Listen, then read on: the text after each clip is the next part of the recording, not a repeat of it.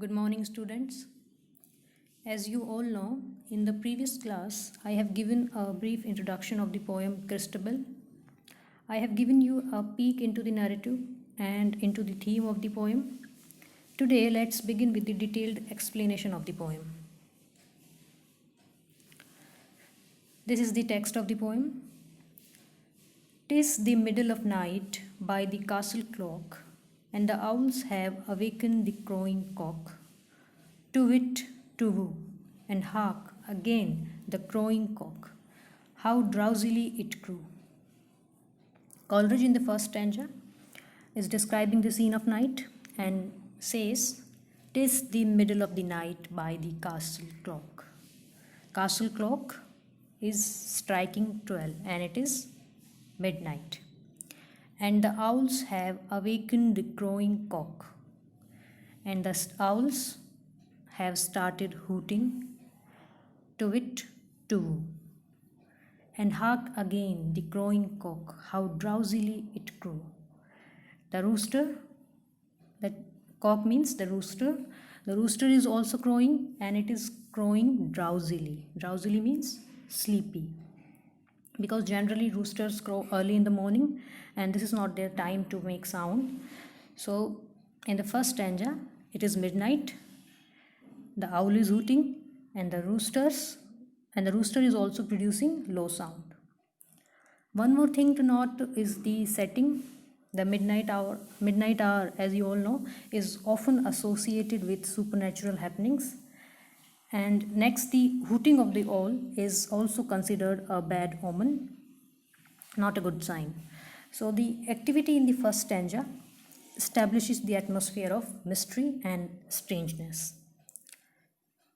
"Sir Leoline, the Baron rich, hath a toothless mastiff bitch. From her kennel beneath the rock, she maketh answer to the clock." Sir Leoline is the owner of the castle and who is a rich baron. Sir Leoline has a toothless mastiff bitch. Mastiff is a type of dog breed, a very large breed dog, and she is a bitch, the female dog. And maybe the female dog is very old and that's why it is referred as toothless mastiff bitch. Which from her kennel beneath the rock she maketh answer to the clock. And the dog from her kennel under the rock answers to the clock whenever it strikes.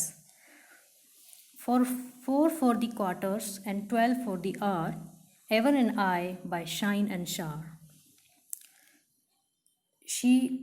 The dog, the female witch, howls for each quarter hour and then 12 more for the hour.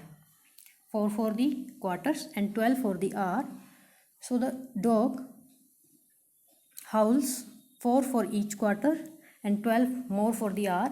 In total, she howls slowly for 16 short howls, not over loud. In total, she howls slowly for 16 times, forever and ever. By shine and shower it means whether it's rain or it's sunny, the dog howls in all weather. So the dog howls simultaneously with the striking of the clock. Some say she sees my lady's shroud. And the howling of the dog is assumed to have some connection with supernatural activity. When Coleridge says the dog sees my lady's shroud. Shroud is a cloth in which a dead person is wrapped for burial. So it is believed that the dog sees some spirit of dead. My lady here might refer to Sir Leoline's dead wife and Christabel's mother. Although it is not clear here, but later in the poem it is suggested that Christabel is guarded by the spirit of her mother. So here it is a possibility that the dog senses the presence of Christabel's dead mother, and that's why it howls constantly. Some say she sees my lady's shroud. She sees the dead spirit of Christabel's mother. And again, by mentioning howling, dog howling, and presence of a spirit, Coleridge is subtly creating an atmosphere of terror. Next stanza. Is the night chilly and dark? The night is chilly but not dark. Posing a question here about the night and then gives answer that yes, night is chilly, night is cold but not dark. The thin grey cloud is spread on high, it covers but not hides the sky. The sky above is clear with grey clouds. The moon is behind and at the full, and yet she looks both small and dull.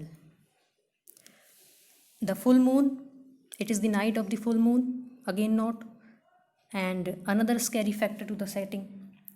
And yet she looks both small and dull. The full moon is not very bright, it is small and dull. The night is chill, the cloud is grey. 'Tis a month before the month of May, and the spring comes slowly up this way. The month is April. Before the month of May means it is April, and the spring season is about to come. Spring comes slowly up this way, and that's why the night is cold. The winter is still hanging around. The lovely Lady Christabel, whom her father loves so well, what makes her in the woods so late, a furlong from the castle gate? First mention of the heroine of the poem when Coleridge says the lovely Lady Christabel. Christabel, the lovely lady whom her father loves so well, who is very dear to her father, Sir Leoline. What makes her in the woods so late? What is she doing at this hour of the night in the forest? A furlong from the castle gate. She has gone out from her castle a furlong away. Furlong means approximately a distance of 220 yards. And what is she doing out into the woods at this midnight time? She had dreams all yesternight of her own betrothed knight. She has gone out from a castle, and the narrator asks a question: what is she doing out into the woods? And then the answer is given. Christabel had nightmares, had dreams all yesternight. Yesternight means previous night, yesterday. Christabel had nightmares last night about his fiancée, of her own betrothed knight. Betrothed means engaged. She is engaged to a knight, and she has been woken up by these bad dreams about her fiancé being in danger. And she, in the midnight, will pray for the weal of her lover that's far away. So she decided to get up in the middle of the night to go pray for his well-being, for his safety. For the weal of her lover means for the safety of her lover. So she decided to get up in the middle of the night to go pray for his well-being, for his safety in the woods. She stole along, she nothing spoke. The sighs she heaved were soft and low. She was walking silently without making any noise. She was quiet, taking soft and low breath. And naught was green upon the oak but moss and rarest mistletoe. Not meaning nothing. She stops by the huge oak tree, and nothing was green on that tree. It was leafless as the spring season hasn't arrived yet. But there was only moss and rarest mistletoe. Only moss and mistletoe. Mistletoe, an evergreen parasitic plant. Only the moss and the mistletoe were green over the tree. She kneels beneath the huge oak tree, and in silence prayeth she. And Christabel kneels under the huge oak tree, and silently she prays for her lover. The lady sprang up suddenly, the lovely Lady Christabel. It moaned as near can be, but what it is she cannot tell. On the other side, it seems to be of the huge, broad breasted old oak tree. Now, what happens? The lady sprang up suddenly.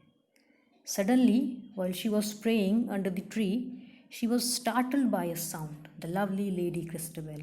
It moaned as near can be. And what does she hear? She hears a moaning sound. Moaning means sound of a low cry, sobbing. Someone is sobbing. And the sound, what it is, she cannot tell, as near as can be. And the sound was coming from somewhere nearby. And what it is, she cannot tell. Christabel is not sure about the sound and who is making it. But it seems, on the other side, it seems to be of the huge, broad-breasted old oak tree. And it seems that it is coming from the other side of the tree. The huge, broad-breasted. Broad-breasted means tree with the wide trunk, under which she is praying, and she seems that the sound is coming from the other side of the tree. And notice how Coleridge is here trying to portray, trying to picture, or trying to create here an environment of mystery by giving these indefinite hints. The night is chill and forest bare. Is it the wind that moaneth bleak? There is not wind enough in the air to move away the ringlet curl from the lovely lady's cheek. Again, the description of the night, it is chill and the forest bare. Forest bare means forest is lonely. No one is there. Is it the wind that moaneth bleak? And again the question is asked, is the sound coming from the wind as there is no one in the forest? There is not wind enough in the air to move away the ringlet curl. But here the answer is given that a sound couldn't have been the wind either, since there isn't any. In fact, there is not wind enough in the air to move away the ringlet curl. In fact, there is not enough wind to move the hair curl from the lovely lady's cheek, from the cheek of Christabel. There is not wind enough to twirl the one red leaf, the last of its clan, that dances as often as dance it can, hanging so light, hanging so high, on the topmost twig that looks up at the sky. And there is not enough wind to move the last leaf hanging on the branch of topmost twig. We know that it's the beginning of spring, and so that one little red leaf has been hanging onto that branch all winter, that dances as often as dance it can, and hanging so light and hanging so high on the topmost twig that looks up at the sky. But even that single leaf hanging onto that topmost twig that dances in the wind is still now, it is motionless. There's no wind in the air. Hush, beating heart of Christabel, Jesu Maria, shield her well. Now Christabel is clearly scared in these lines. Her beating heart of Christabel, her heart is beating fast. Jesu Maria, shield her well. And she is praying to Jesus and Mother Mary to shield her, to protect her. She folded her arms beneath her cloak, and she folds her arms under her coat and decides to look on the other side of the oak tree, and stole to the other side of the oak. And what she sees there, what sees she there? What does she find on the other side? She silently decides to look on the other side of the oak tree, and what does she see there? And that we will see in the next part of this long poem. And this much for today's class. Thank you.